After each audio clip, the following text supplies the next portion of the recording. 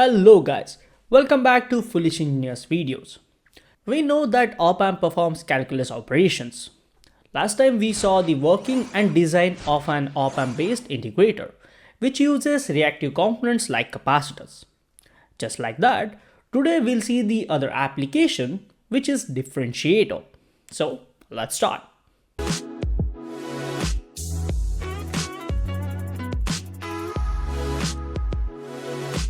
Before going into the concepts, I would like to mention today's sponsors. This video is made possible because of Patsnap. It is an AI-powered innovation intelligence platform.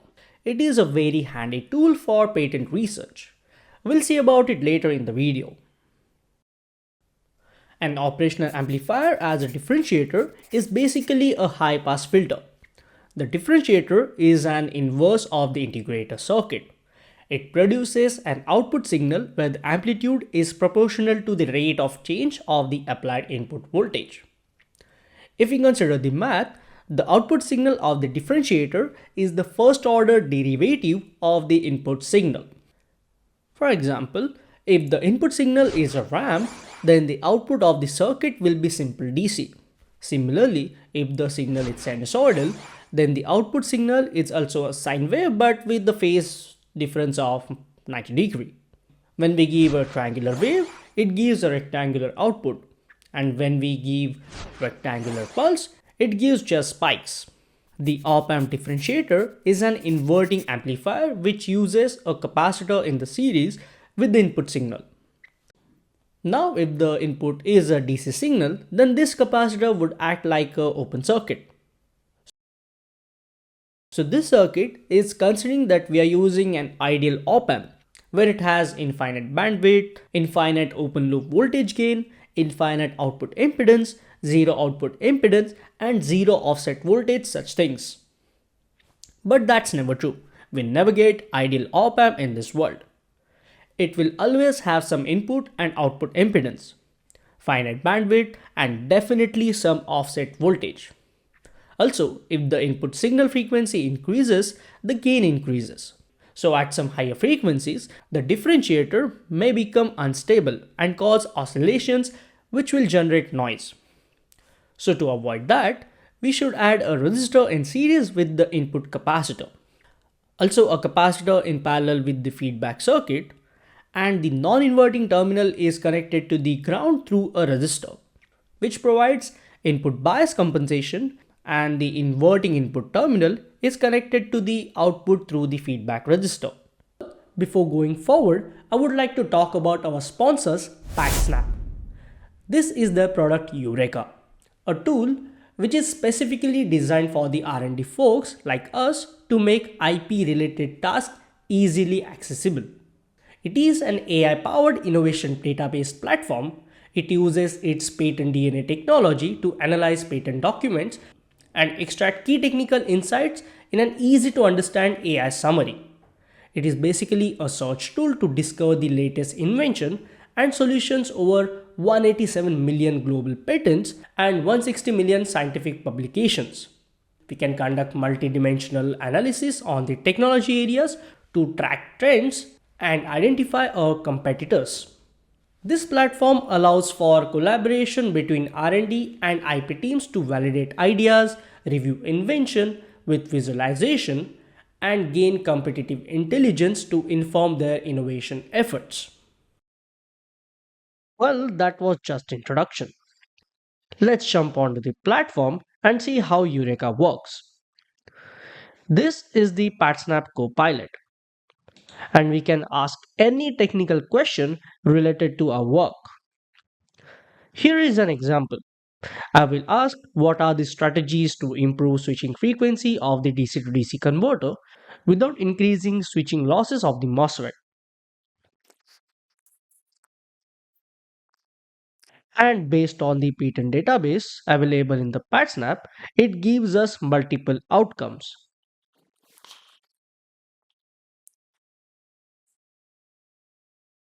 But it also provides references of this solution, like where we have taken this information from.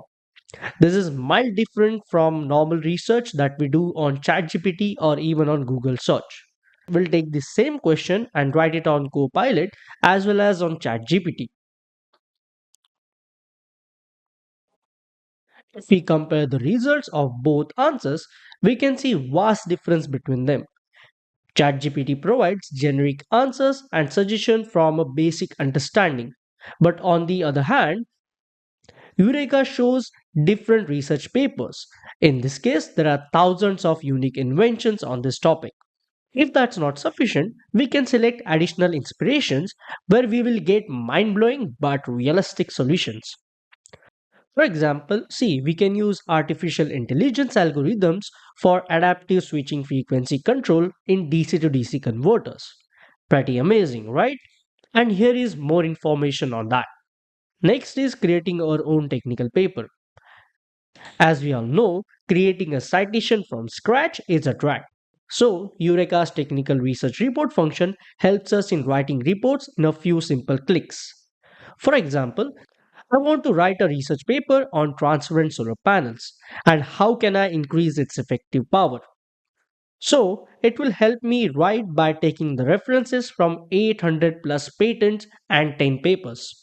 We can also do a novelty check where we can validate our invention with existing patents. Is it already available or what are the sources and how we can improve it? It is actually a one stop solution for the inventors and engineers. We can add multiple filters like countries and status of the patents as well. Apart from that, we can upload an image and it will give us all the technical details around that image. This is super useful for those who want to protect their design ideas without getting it tracked. It is a simple drag and drop method just like Google Image. There is one more cool tool here which shows the technology roadmap. It basically shows the birth of a technology and how it got matured over time. Staying on top of new developments in our space and peeking at the competition is also easy. We can monitor the newest invention from specific company and we can go even deeper. For example, I searched here Tesla and in the tech topics I added BMS, the motor controlling technology and lighting technology. Well, there are no latest technologies in the last couple of weeks, but we can set up an alert if there is anything. Well, you can go and check Eureka and all its features from the link in the description. It is free for a few early searches so that you can get an idea on how it works and how useful it is. So, please check the link. We can design such a differentiator for our system. Let's take a small example. We'll try to make this design as close as a real world circuit. Assuming we have to design differentiator circuit for the input signals which has working frequency from 100 Hz to 2.5 kHz. The maximum output requirement is still 4.9 volts. So the supply of 5 volt VCC is sufficient. We are not getting any negative polarity signal, so we don't need VEE supply. And we will connect it to ground for now. Now this is how the circuit would look like with resistor in series. We can add a capacitor in parallel with the resistor R2 to filter the high frequency noise of the circuit. But this capacitor will limit the effectiveness of the differentiator function. So for now, we'll ignore it. The value of this feedback resistor should be very high. We'll see in a while why exactly. Well, there is no negative input signal, so we don't need any VE, but that's not sufficient. We should provide a reference voltage to the non-inverting input to set the DC output voltage, which allows the circuit to work single supply. We can give this reference voltage from the main VCC supply. This would be the transfer function, or we can say the relationship between output and input voltage. We will select the feedback resistor. Let's select it as 499 kilo ohms. Now we'll select the input capacitor by considering the minimum signal frequency. Using this formula, we get the value of 11.1 nanofarad. So we'll select a standard capacitor value of 15 nanofarad here.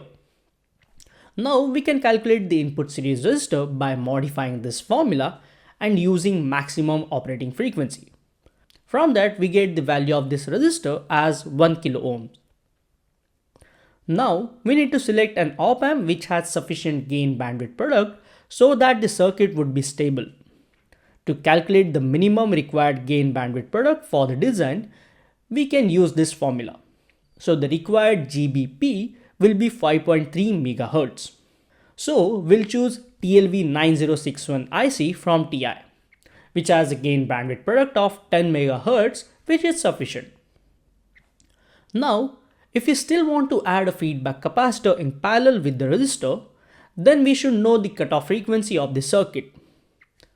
Now we can connect a voltage divider from VCC to provide 2.5 volts reference for the non-inverting terminal. As we saw, when we feed a triangular wave into the differentiator, it produces a rectangular output. And if the input is rectangular pulse, it generates spikes. This makes differentiators incredibly useful for tasks like wave shaping and frequency modulation. Also, such differentiators can be used in control circuits in PID controllers which handle complex control logic, like DC to DC converter control or BLDC motor controllers. Well, that's a wrap. I hope you picked up something useful from this video. The reference of this design is added in the description below. While checking the reference, please don't forget to hit that subscribe button as well. It's right over there. I'll see you next time. Till then, stay hungry, stay foolish,